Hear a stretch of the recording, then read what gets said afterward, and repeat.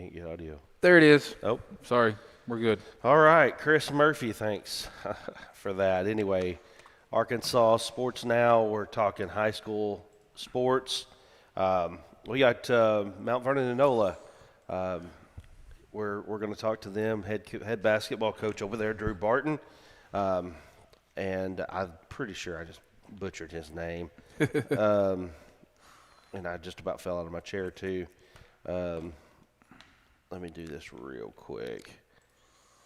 Blocker. I apologize, Mr. Blocker.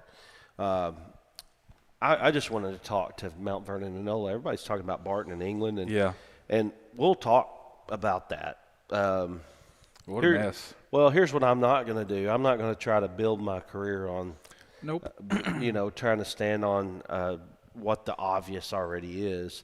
But I'll make a statement about it. But before that, all I care about, to be honest with you today, is to talk about the Mount Vernon-Enola kids and what they've done, because they've been overshadowed in some ways by all of this mess that's gone on. And, that's finally settled now. Yep. So that's a good thing that it's settled. We'll talk about all of that as well. But before we get into that, I want to talk about Mount Vernon-Enola. I want to talk about their kids. I want to talk about their accomplishment. 34-5 on the year, 39 games played, 34 wins, and a great year for Mount Vernon-Enola and the Warhawks. We'll also talk about just some of the other matchups as well. We're gonna get into that. So make sure that you stay tuned. Again, we'll talk a little bit of Razorbacks too, with Darius Acuff Jr. becoming the SEC Player of the Year, third SEC Player of the Year. Corliss Williamson, Bobby Portis, and Darius Acuff Jr. Pretty good company right there, I'll say that. Absolutely. Which Corliss did win it twice, so he's actually there's a fourth time winning. Let me make sure that Justin don't die on our airwaves here. We're all a little bit down in the mouth a little bit. I mean, it has been a week. We're always tired after state tournament week. It takes us a little bit to recoup. I got home Sunday about 8 o'clock, and I got to bed about 9 or 10, and I didn't wake up until this morning, basically. Yeah. I stayed in bed. I was beat. So it's taxing, but we do enjoy it. Again, we do. We'll talk about the Barton and England situation. We'll make our stand. To be honest with you, we can't say anything that hadn't already been said. Yeah, not at all. I do have one thought about it. We'll talk about that first, but let's talk about Mount Vernon-Enola right now. And I was very, very, very impressed with Coach Blocker and talking to him a little bit about his team, because I felt like he's taken this so well and taking it in such stride. And his team, again, you're talking about a bunch of kids here. I mean, kids that are getting a chance to play for the state championship for the very first time since 2009. Only second time in school history have the Mount Vernon-Enola boys ever made the state championship game. So this is not something that happens every day over at Mount Vernon-Enola.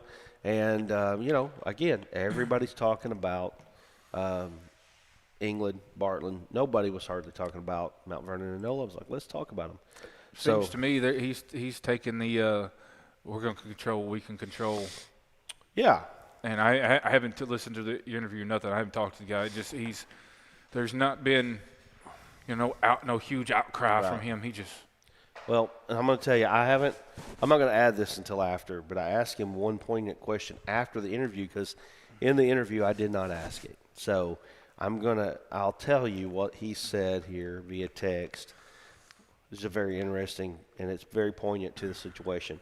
So let's go to the interview now, and let's talk to Coach Blocker and his Mount Vernon-Enola Warhawks as they get ready for the state championship game in 2A.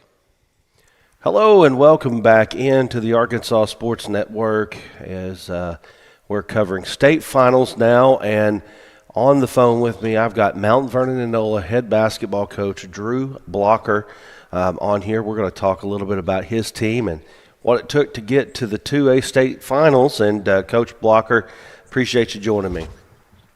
Yes, sir. I appreciate you having me.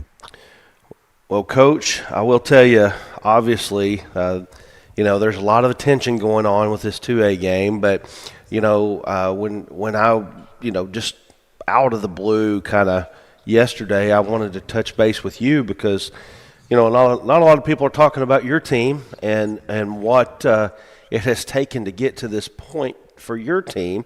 And so we want to get to know a little bit about the Mount Vernon-Enola Warhawks. Right. Yeah, I appreciate the opportunity to do that. Well, let's talk a little bit about your season. What has your season looked like this year? We actually started the season 0-2. We went to the Payburn Classic, which we typically do every year, and we drew Eastham the first game and lost to them, I believe, by 8 or so. It was a pretty good game. And then the next night we drew Flippin, who, had a great year and just kind of had an unfortunate ending to their season, but played two really good teams in really competitive games. And we went 0-2 to start the year. And then, haven't really looked back since then. We dropped a couple along the way, but we pretty much handled business all year. Yeah, you won several games. What was the exact number that you guys won there without me looking? I think it's 34. 34. That's a good year. I don't care. Yeah. I don't care where you end. 34 wins is a good year. Well, Right. so you started out a little bit tough there, but you're playing tougher squads, and then you picked it up. Tell us a little bit about what has happened. How did the team come together? What was the story of this season for you guys? We early in the year, like I said, we dropped the first couple, but then we went on a stretch where we were blowing a lot of teams out. And so we get to a point where we're playing in a conference game against Conway Christian, and one of our sophomore guards, Noah Watson, rolls his ankle up pretty good, finishes that game, but he misses the next 3 games. And so we had got a little complacent, I feel like, blowing teams out, and then threw his injury in there, and we actually kind of went through what we felt like was a little bit of a slump. We didn't beat some of the teams that we felt like we should by as much as we thought we should, which sounds crazy, but Yeah, I get what you're saying. felt like we kind of were in a little bit of a lull, and then around the district tournament kind of turned it back up again, and then I think the regional tournament for us was a huge confidence boost. We played really well over there, beat Palestine Wheatley the first game, and then got England, which nobody really gave us a chance against. We beat them. And then we got Barton in the finals. Again, nobody thought we were really probably going to beat them, and we came out regional champions. So I think that gave our kids a lot of confidence. Oh, I could imagine it would. I mean, looking at your schedule, of course, we keep up and rankings, and about from that stretch from January 22nd where you lost to St. Joseph, and then you lost to Southside on February 2nd. Of course, we don't know everything that goes on. We don't know injuries. We don't know this. We don't know that. What we know is this team played this one, and they lost to this one or lost to that one. We don't know what went into those things most of the time. Sometimes we do. But we just kind of thought, well, you kind of going through those doldrums there of you kind of get into that middle of the conference play. You guys have been playing for a while. People get tired a little bit. But like I'm looking at your scores here, it looks like you bounced right back on February the 4th with a win versus White County Central, and you really haven't looked back since. I mean, every game has been 20 points except for England and Barton, and you won those games. Right, and I'm not taking anything away from St. Joseph or Southside B Branch. They both had their fair share of really unfortunate things, that injuries and illness and things like that they had to deal with also. And those both have really great coaches, and they do a good job and do it the right way. So I'm not taking anything away from them, but we thought we were a pretty good team, and and they got us on those nights. Yeah, yeah. Of course, rivalries. I mean, there's all kinds of things that go into that. Basketball is not a game where it's necessarily linear in a lot of ways. You know, just because you lose to one team doesn't mean that you're not going to win it all. You know, or just because you get blown out on a night doesn't mean that you're not going to win it all. And here you are now. Two good wins in the regional there, well, three really, and then you got into the state tournament. And let's talk about your state tournament run that you had. You beat Izard County by 21. Izard County, probably didn't have the season they'd like, but we know coming from that side of the state, they're a good team. And then beating Sloan Hendricks. Let's talk about the semifinal game against Sloan Hendricks and what it took to beat those guys. Right. Well, just to touch on ICC for a second, they had some really unfortunate injuries. I keep saying that, Yeah. but that's a lot of what these seasons come down to is a couple key injuries or unfortunate things. But Kyle McCandless at ICC does a great job. He had his kids prepared. We just had a unbelievable first quarter that night. I think we scored 32 or something in the first quarter. So we just kind of jumped on them. But Sloan Hendricks, again, I used to be in a conference with Kyle at ICC and Coach Bates at Sloan Hendricks. They both do a great job. Hudson Rorex is an unbelievable player. And, we knew it was going to be tough slowing him down going in. But I thought we did a pretty good job against him, and we just made enough plays at the end to win. And I know that there had to be a lot of elation. Tell me, as far as the history of Mount Vernon-Enola, when's the last time that they made it this deep into the playoffs, or have they?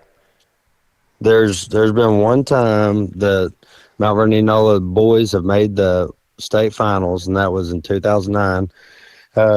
And I actually played on that team, but that's the only other time. There's been a couple other semifinal appearances, but just one other finals appearance. Well, that's the thing about Mount Vernon-Enola. They're known for girls basketball really more than they are boys. Right. Coach Carlton, who's still here, he's been to 3 and won 2. So I was fortunate enough to get to be on the bench for those 2, just to be able to sit there and watch and take that all in. What's it like being in a community like yours and having the success that you guys have? I know that that there had to be some elation from there always is. There's always elation from the community. What's it been like for your kids and the community here as you guys make another finals appearance as far as a community-wide goes, but first one for the boys in a while? Oh, it's unbelievable. We have great administration here. They understand athletics and they get all that. We get whatever we need to be successful. The community support is unbelievable.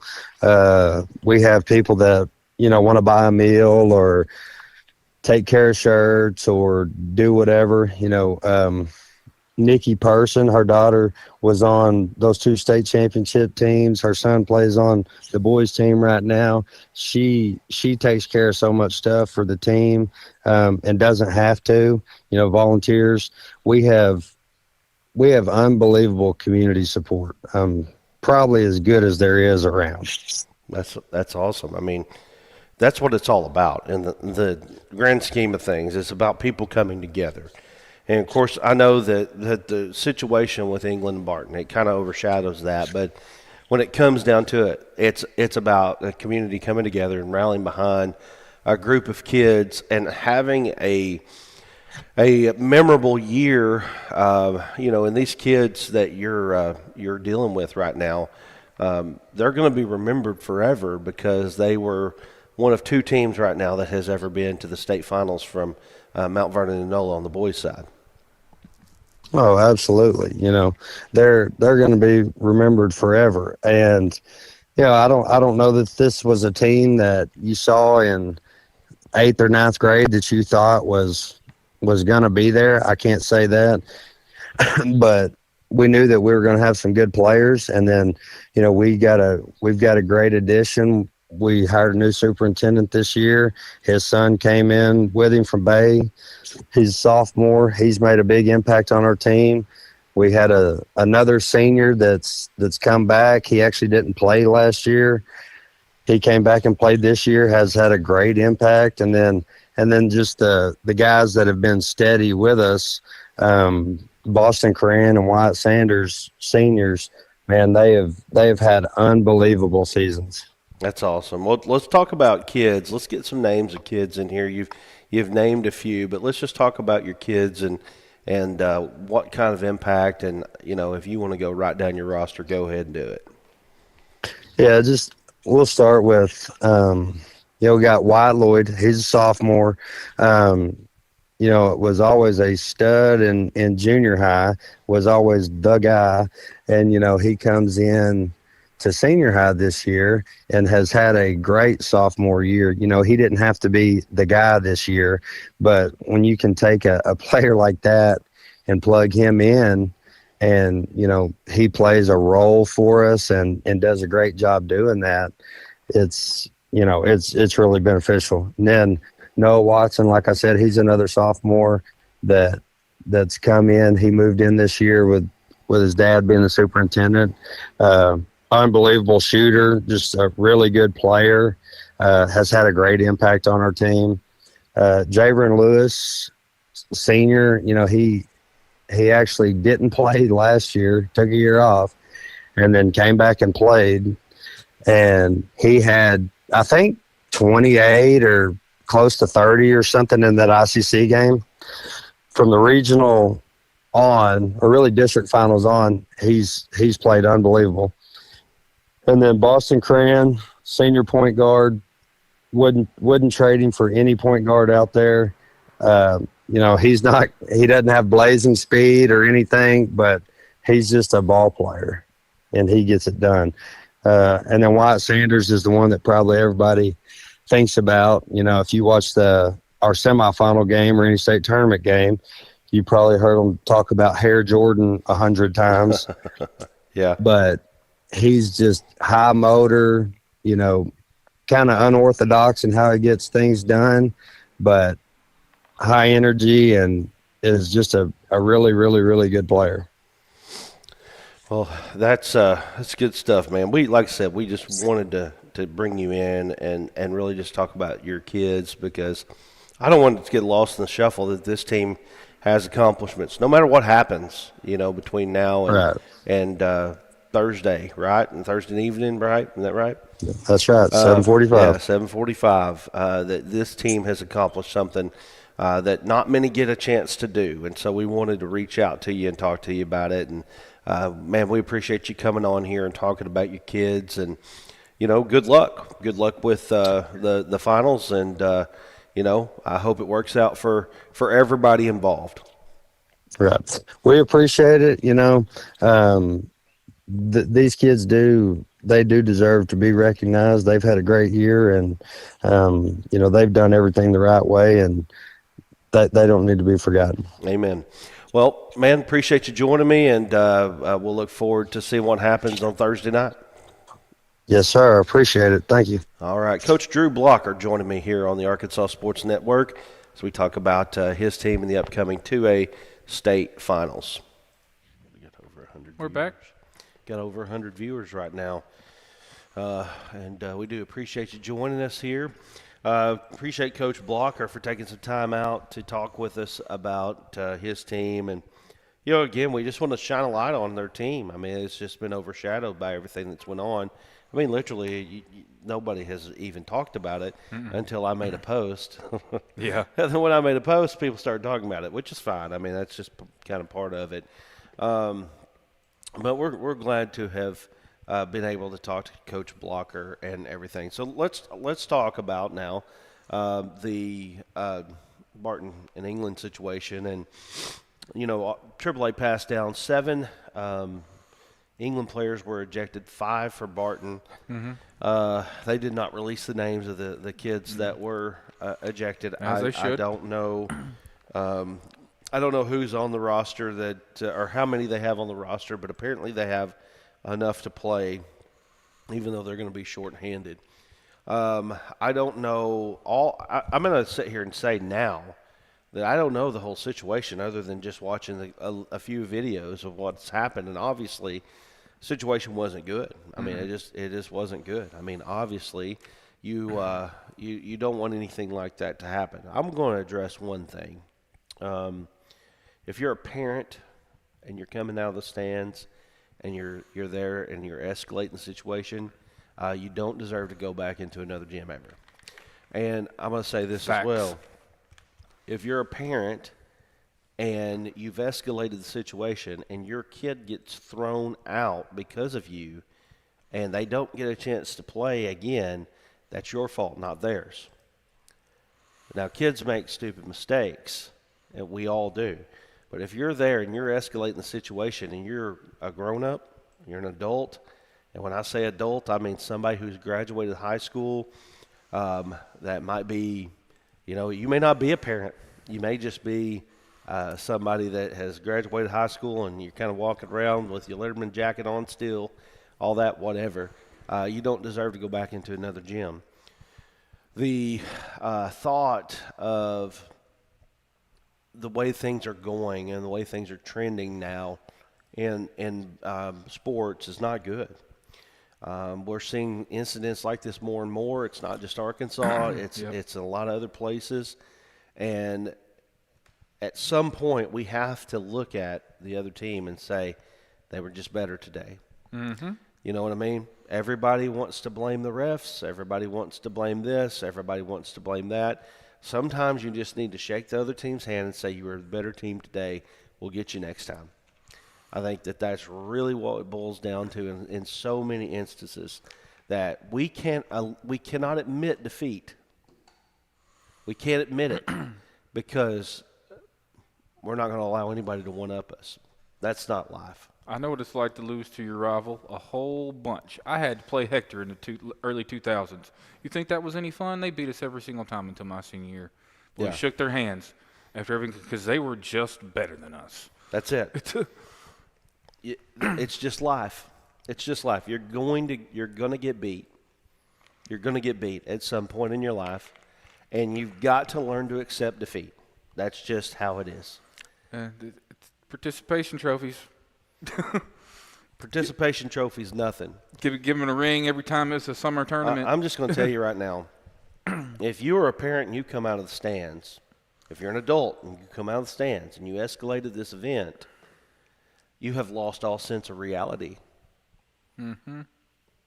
Because at the end of the day, whether it was a semifinal basketball game, it was a final basketball game, it's not worth the risk of life and limb.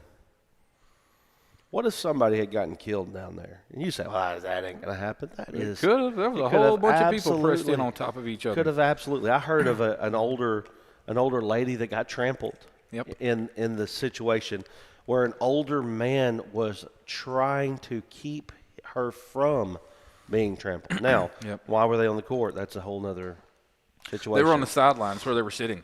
So I've watched the video like 4 or 5 times, the whole thing, from every angle that I could look at, and started with the player. I can't even remember the jersey. Don't care. Doesn't matter.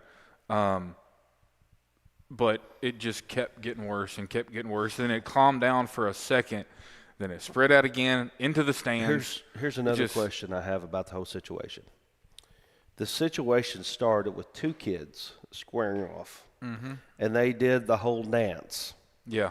Why weren't people running to get in between those 2 kids? Should have been. Tell me why. Should have been. Tell me why. I don't understand that. James Sewell on YouTube asked, what actual punishment did the seniors from England get? Do they actually well, I mean, with an ejection, they can't play in the championship game? Well, England is not in it. They got beat. They were ejected, so they can't play in their next game. Right. Seniors, there isn't any. Now, what there is still is a criminal investigation going on. And the AAA could punish them if they play a spring sport. They reserve the right to do so, and I wouldn't blame them one little bit. Well, I mean, I'm not sure. I mean, if they run track after basketball season's over with, I mean, they could very well keep them from running track meets. I'll be honest with you. I hope that the fullest extent of the law comes down on those that escalated the event, because at some point there has to be accountability. Yeah. And there has to be a deterrent at some point to say enough is enough. If you do this, you're going to go to jail. Whether you be 15 years old or whether you be 55 years old, whatever, there has to be at some point something to hold you back and say, I probably shouldn't do that. And you say, well, 15 years old. I knew some people when I was in high school that spent 12 days in juvenile detention center because they stole signs, and those signs actually almost caused 911 not to get to a place in time. Mm-hmm. And it almost was way worse than it actually was. But those young people spent 12 days in juvenile detention center. Maybe that's what needs to happen. I'm not totally sure. All I'm saying is it's time to hold people accountable. That's what I'm telling you. It's time to hold people accountable for their actions. You came out of the stands. You escalated the event. Now, I'll tell you, I could see myself coming out of the stands. But I will tell you this. If I had a kid on the court, my first instinct would be get that kid off the court. Mm-hmm. Get that kid out of harm's way. That would be my first instinct. My second instinct would be, let's break this up. Let's get this stopped. That would be what I would do. Now, you say, well, you don't know that because you're not in the middle of it. I do. I've been in the middle of situations like this before, and that was my instinct, and it still is today. I mean, Jess Potts, you're here. You know. You were right there. You've seen it. Yeah. We're here to you've got it in a situation like that. You have to be a de-escalator. You have to be. So if you escalated the situation at all, I hope you get the furthest extent of the law. That's what I hope. And I'm not going to sit here and call people out because, number one, there are people that are involved in this, and I mean people that have jobs. Mm-hmm. And those people that have jobs, they know what's right and what's wrong. There's a school board at England. There's a school board at Barton. Now, with that said, I've heard people say, well, Barton wasn't necessarily the issue here. Maybe they weren't. And that's why I do not want to make a judgment, because it's not my place. If I knew exactly what happened, I heard that there were people that had made overtures to try to keep stuff like this from happening.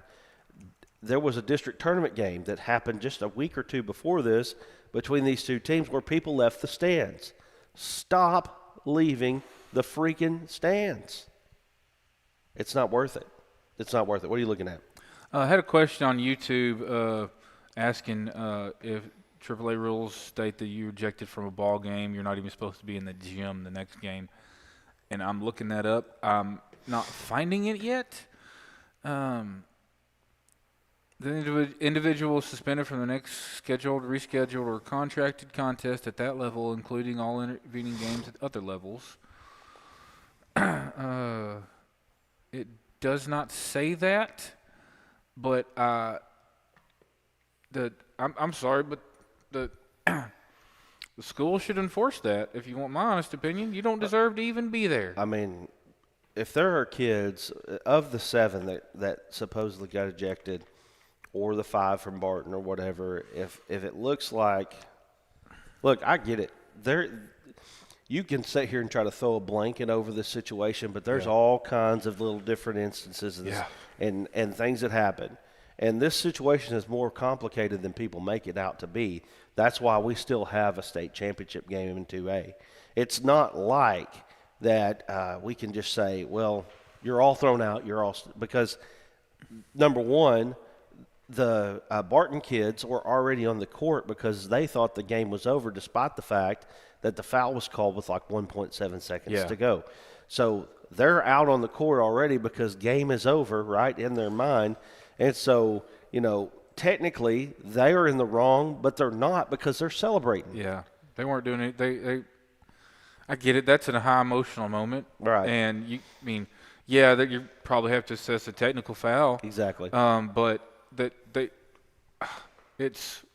they weren't overtly trying to. Well, They weren't trying to start a fight. I'm not even going to say they had to assess a technical foul. There is, I guess, by rule, Yeah, by rule, they by have to letter assess of the the technical, law. yeah. But in a situation like that, I wouldn't say that they have to, because there's a human element to all of this, right? Yeah. I mean, those kids should be allowed to celebrate. They should be allowed to celebrate. Now, should they be allowed to celebrate on the court? No. But with that said, I have seen it more than one time where a team thought the game was over and they're storming the court. They just made the state finals, right? Yeah. There should be some elation about that, right? Mm-hmm. So why are you playing if you ain't going to be just ecstatic when you get there? anyway, Tim Clifford says, agree, parents grow up. I holler at refs probably when I shouldn't, but wouldn't run on the court. That's another point I have. Yeah. I understand being upset with a call, but after all the videos we've seen of like baseball umpires just walking off the field, it's time to lay off the refs. Yeah. They are human, just like you and me, and they make mistakes. Well, it's gone. Speak your piece. It's gone too far. It's gone beyond the pale. It's gone beyond what it. Go boo all you want. Right. Don't insult people. Don't shout profanities at them. I heard that too. There's no need for that. There's no need for any of that. They're just humans. If they made a mistake, fine. I'm sorry it might have cost your team the game, but in the long run, you're making a mountain out of a molehill here. Tim Clifford said he wouldn't run on the court unless you drag his out of the fray. I get it. Yeah. I get it. Where's he Tristan, talking to you at? On high school. Oh, there it is. Okay. Tristan Honeycutt said that it all could have been prevented. Then he goes on to say, I feel like they need to expand the rules. What if kids look at the situation and start fights to ruin their opponent's opportunity to play in future state games? I agree with that too. Got to swing a punch to be ejected. I think at some point they're going to have to really come down big on these situations, and that if they come out of the stands on the court, your season's forfeited. Yeah. You know? I mean, at that point in time, at some point you got to stop. You know, in our local league right now, if a parent gets thrown out for accosting an umpire, Yeah. The coach has to go with them. I mean, there's ways that you can stop some of this, but it's got to be handled. It's got to become under control. And everybody wants to criticize the AAA for every little thing that they do. Let me tell you something. That AAA, they're in a terrible situation. They're in a no-win situation because one of the things that I asked Coach Blocker, I did not ask him this on the interview. I went back and I asked him. Let me just read it word for word. And that way I'm not putting any words in his mouth. I said to him, I'm going to ask you one more question I should have asked you. Would your kids want anything but to play the game on Thursday? And he said, absolutely not. My kids want to play and have earned it. Yes, now, they have. So we can sit here and say, well, we need to throw Barton out and we need to throw England out, but you've got a team over there in Mount Vernon-Enola that wants an opponent and wants an opportunity to play. Deserves. That's right. They deserve it. In a state championship game. And win or lose, somebody you still said, got to play the game. Somebody said, send Sloan Hendricks up there. No, that's not right. Nope. Sloan Hendricks was defeated. Yep. And Fairly. It wouldn't be fair. Nope. So it's not fair to the Barton kids who weren't in the fight. It's not. It's not fair to those kids who wanted nothing more than to take the win and go on. Right. So the AAA made the best decision that they possibly could in this situation. Nobody's won anything. That's right. Nobody's won anything. It's a tough deal to be. But I'm going to say this as well, kind of piggybacking on this. We're in a society now that everybody can do better. They can do better. Yeah. Like when I say that, here's what I mean. I run a sports network. I have people in comments all the time telling me how crappy I do this and how crappy I do that. They may not say, and move on. They may not say, Brad Caldwell, but they say, Arkansas Sports Network, you do this, you do that. Well, what is your solution? Because the thing is, is people don't really offer solutions. Yeah. All they offer is gripes and complaints. And it's the same thing with the AAA. Is the AAA perfect? No, they're not perfect. I hear things about people talking about how, 5A playing 4A in basketball, 4A playing 3A, and they're in the same class and all this stuff. Man, they are doing everything that they can. Yeah. They're doing everything they can to try to make it better. How many times have you seen me tell somebody who complains about the camera that if they think they can do it better to get their butt off their couch and come do it? Peyton Porter says this is the fourth incident between these two teams. Enough is enough. So you're not wrong. Here's another thing. They're conference foes. Don't let them play each other. Move them out of conference. You could Separate do that. them. You could do that. If that's the case, if they can't be civil with one another, separate them. Or tie them together in a big ball until they figure it the heck out. Right. That's what my mom used to do when me and my sisters were arguing. Well, obviously, I mean, they're still. This is the first year of a cycle. They got to play again next year. They got to come together. Yeah, it's unfortunate. There's a lot of things going on, down in the England school district right now. Again, we could sit here and pile on. That doesn't mean that there's bad people down there. No. And I'm not going to sit here. They've been put in a terrible situation from the start of the basketball season. Well, listen, that's true. That's a fact. But there's a lot of other stuff going on around it, and we've got local reporters that are calling it out. That's each is their own. My thing is, I'm only going to talk about what I know. Yeah. Okay. And what I know is they need to get it together down there. That's just the bottom line. They had an issue in football. They've had this many issues in basketball. There's a common denominator right now, and it's England. Yeah. And they need to fix it. And I'm sure somebody has got to step up and say enough's enough down there. And if that's a school board member. School board's going to have to. I mean, they need to fire some people. They do. They need to fire some people. They need to get some people's attention, and they need to figure it out. But I'm not going to sit here and be the one to judge what they do because I don't know what's going on down there for sure. No, we have no right to judge anybody. Anyway, let's talk about – That's enough about that. Yeah, let's talk about there was some more comments on YouTube. What you got? Mitchell Taylor, he says Phil need to be more selective on the arena they're playing in. Fans had easy access to the floor. Yeah, I understand, but they've only got what they've got. They've only got what they got. We went through that with 1A. I mean, they've only got what they've got. Yeah. 1A, well, I don't want to say anything disparaging about Lafayette County. Right. They were Great wonderful, great people. They have what they have. It's a nice little gym. It's a 1A basketball gym. Right. And we may do the best we could, and we got as good of a tournament out as we could have been. It was, great games. I need to say this. If you haven't watched Earl play, the girls and the boys, go. Go on Thursday. Take the day off work. If you want to see great basketball, those two teams were phenomenal all week long. And I Westside Greers Ferry girls as well, and Clarendon. Though I know it's 1A ball, they don't get the love they deserve. Right. In my personal opinion, that was a heck of a tournament. A lot of great basketball. So let's throw up the schedule. Yeah. Hang on. And let's talk about the schedule. In the 1A girls, Westside and Earl, we called that one. I mean, that's been our 1-2 all year, basically. 100%. Clarendon and Earl, we've had Earl at the top for most of the season. Clarendon was actually down more toward 9-10 for us. They had a heck of a run in the past three tournaments. They beat County Line on a last-second three-pointer, didn't they not? Yes. Yeah, that was a heck of a shot young man made. He'd been playing good all week. Right. So. Sloan Hendricks and Quitman and 2A girls. Now, this is day one that we're giving you right now. And Barton and Mount Vernon-Enola. I mean, we talked ad nauseum about that. And I'm looking at, Sloan for us. Sloan and Quitman, we talked about there's 17s in 2A that could win it. Sloan and Quitman were both in that mix.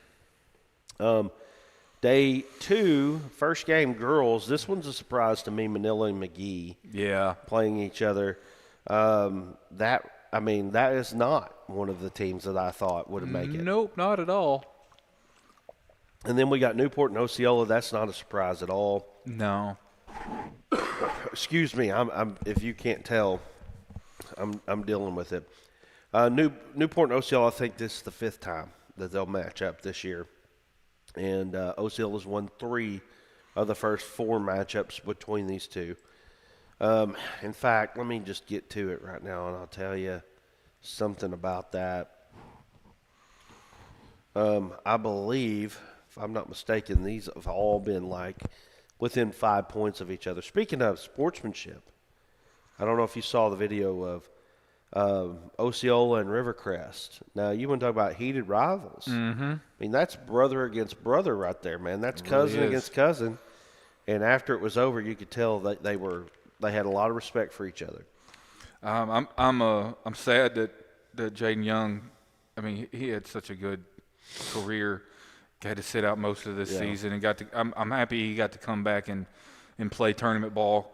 That he was healthy enough to do so, and I know he had a heck of a tournament. I hate seeing him not have a chance to win one. That's my only qualm. Newport and Osceola played 4 times. Every game has been within 4 points. That's awesome. Actually, that's 5. a rivalry right there, buddy. 5 points. Osceola's won 3 of them. Newport is making their first final since the 60s. Wow, good for them. Yeah, so that's a big deal there. Looking at 4A girls, I got a chance to see this one. P Ridge, 4 seed P Ridge. Yeah, that was a shock to me, big time. Wow. Yeah, we saw them the week before in the regional. Pottsville was able they were to good. Knock them off. Yeah, Pottsville knocked them off though. But also Berryville did the next day, and so that's why they were the 4. They got hot. They made plays at the right time.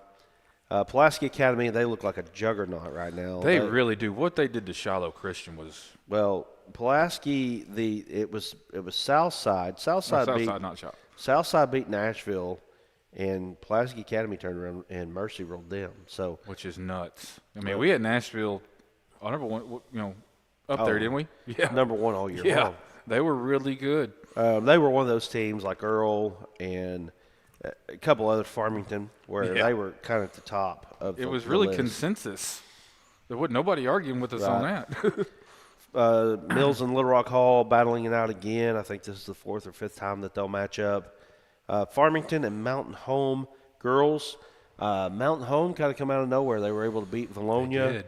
And, Valonia's been in our top 5. What we've had for the top 5 in the 5A has been Farmington, it was Valonia, it was Greene County Tech, and Mountain Home was one of them. There it is right there. No, wrong one. Sorry, it says 3A, not 5A. And then there was one more that we had in there all season long. Like top 5 hardly moved. Lake Hamilton. That's right. And Lake Hamilton got beat on a last-second shot by Nettleton, or they would have been in the semifinals. Yeah. So that was a good job by Nettleton, obviously. Marion and Parkview, they've basically been on 1, 2, and 5A the whole time. Harbor and North Little Rock, girls, besides Northside, you throw Northside in there. Harbor, North Little Rock, and Northside. Those were the 3 that we kind of were looking at. One of those 3 would win it. And then Little Rock Central has come out of nowhere. But guess who they're playing? Bryant. Bryant wins everything, right? My gosh. They have just an incredible athletic program going on at Bryant right now. Yeah. Really top to bottom. And I know you don't see the girls up there, and if they're the best, and can't win them all. Right. But, football, basketball, they got good, really great everything else, too, to go with it. They, good track team, good cross-country squad. They really compete across the board. Very, very, very good situation there. Yeah, it is. Anyway, that's your matchups. They get the Buckies there, too. I will tell you, if you've got time to go, you should go. At Banco ZK Arena, it's a perfect size for Arkansas State Championships. Yep. You're going to be able to fill it up. Yep. You got a good atmosphere there. It's a great situation. It really is. It's a fun time. You should go. We're going to try to be there. There's a lot going on right now. And so hopefully we'll be able to send somebody down there. Justin or somebody will be down there for the 1A at least. Anyway, so make sure that you're going out. We're going to try to talk to coaches, some other ones throughout, just kind of get their opinion on what's going on in their games and all that. And hopefully we'll start looking at games more and less about all the other stuff that's going on around it. Yeah, what's important now? Right. It happened. It sucked. It's terrible. It's over. It's over, and we have to move on because there's kids out there who deserve our attention. Correct. And Correct. I said that a lot about the 1A. They were thankful. I'm like, hey, y'all deserve our attention. You deserve everybody's attention. You deserve the eyeballs on you because y'all play great basketball. Yep, it's fun. It's fun. I mean, state tournament's a good time. Yeah, it is. It was a blast. The food was great. People were wonderful. It's really a celebration. Yeah, it should be about the new people you meet. That's what it should be about. A lot of these, some of them, they played each other. Newport and Osceola, they've seen each other a bunch. But there are some teams who this is the only time they're ever going to play each other, ever. Right. And you get some cool matchups. I mean, one corner of the state versus the other. Yeah, that's the farthest. I think we had the farthest drive of any tournament, if I'm not mistaken. We had Viola to Lafayette County and Stamps. Yeah. When you get to Lafayette County and Stamps, you are 30 minutes from the Louisiana state line. Yeah, and Viola's right there on the Missouri border. It's right. It's a 5.5-hour bus ride, if I'm not mistaken. Also, if you see down there at the bottom of that Chiron there at ahsaa.org/tickets, go buy your tickets. Enjoy. Have a good time. Go out. Hot Springs is a great little place to go to. Yeah, I went through there on the way home. Got some Fat great. Bottom Girls cupcakes and for the wife, and there you go. She was happy. Anyway, let's talk Hogs real quick. Darius Acuff wins the SEC Player of the Year. Big time accomplishment for Darius Acuff Jr. We've talked about where is he stand in the pantheon of great players. Buddy. Man, he's moving up. I'll say that. I still can't put him above Lee Mayberry. Not yet.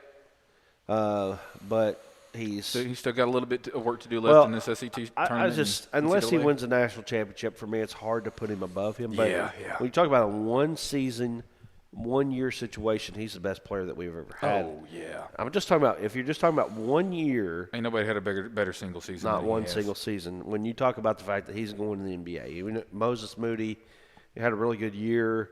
The time that he was here, that's really the only one that would even stand close to him. Other than that, it's all been Darius Acuff by a long shot. He scores willingly. He doesn't turn the ball over. Right. He plays pretty good defense. He picks a lot of pockets, and he gets rebounds on top of that. Right. It's not a whole lot of rebounds, but the 3 rebounds a game. As a point guard, they matter. Those 3 rebounds are going to matter in the long run. And, he just fills up the box score. And he's so fun to watch. Right. My goodness, he's fun to watch. If you don't enjoy watching Darius Acuff play basketball, I don't know what you're doing. Right. That's true. I mean, it is it is fun. And the Razorbacks, they're playing well. I mean, if you think about the end of their season, remember the conversation that we had at mid-season where I had a conversation with a certain person that I know, and he said, we're going to finish 2-6 the rest of the way. And I think they flipped that. I think they went 6-2. Pretty sure. So that was a big deal. They play. I know who it is. they play the late game, like the late game on Friday night. Yeah. You're talking about like 9:30 p.m. Friday night. They play. You could have a 10 o'clock tip in that game. I'll be lucky to be awake for tip-off for that. Goodness. And they play probably either Oklahoma or Texas A&M. That's probably who they're going to play. Yeah. So teams we can beat. Right. Only got to win 3 from here. Is that right? I think 3 or 4. 3. Yeah. So they're playing for seeding, in my opinion. I really do. I think I think if you go to the championship, I think you can make a legitimate argument for them to be a 4 seed. I think if you win it, you can make a legitimate argument for them to be a 3 seed. So, anyway. You might get lucky and have some teams that should win lose, and you get that 2 spot. That's a possibility. Right. I mean, the math is there, but it's a long shot. Absolutely. But the 4 seed, hey, if we get the 4 seed going into NCAA, I'm happy with that. Right. That's not a bad way to go. Well, top 4 seed is a big deal. It really is. It's a big deal if you're a top 4 seed. I mean, Arkansas hasn't been that in quite a while. I mean, you talk about Musselman years. They were a 3 seed, 3 seed 1 year, 4 seed another year, and then Basically, since really before that, we haven't been a 4 seed or higher since days of Corliss Williamson. So Yeah, really. It'd been a while. yeah. So And also anyway, want to say Billy Richmond, Yeah. SEC defensive team, all team, and Malik Thomas, SEC all team. all freshman team. All freshman team, yeah. Yeah. I'd like to see Malik Thomas come back. I know it's a long shot, but I'd like to see him come back. I think he should get another year, and heck, he could be the star next year. Ain't nothing to stop him. That Man, boy can shoot the ball. I think that it's not as far-fetched as you would think it is, only because the draft this year is so strong. It really is. I got so many that people in that lottery. he actually could benefit from coming back. It really could. We'll see about it. But anyway, It'd just be fun to have him for another year because Right. I want them both. Run it back, win a natty, but I know that's not what they care about anymore. right, for sure. It's unfortunate, but, that's the name of the game now. Well, anyway, I think we're done today, and let's come back. We're going to try to get some coaches on if we can between now and Friday, depending on when they play. We might have to get them on after they win. We'll see. Yep. Anyway, but that being said, appreciate you joining us today. We'll try to come back tomorrow about the same time and do it again, and we'll check and see what coaches we can get on and maybe get a little bit closer to SEC tournament. Maybe there'll be some more stuff to come out about that. So anyway, appreciate you joining us. We're going to go grab some lunch. I'm starving.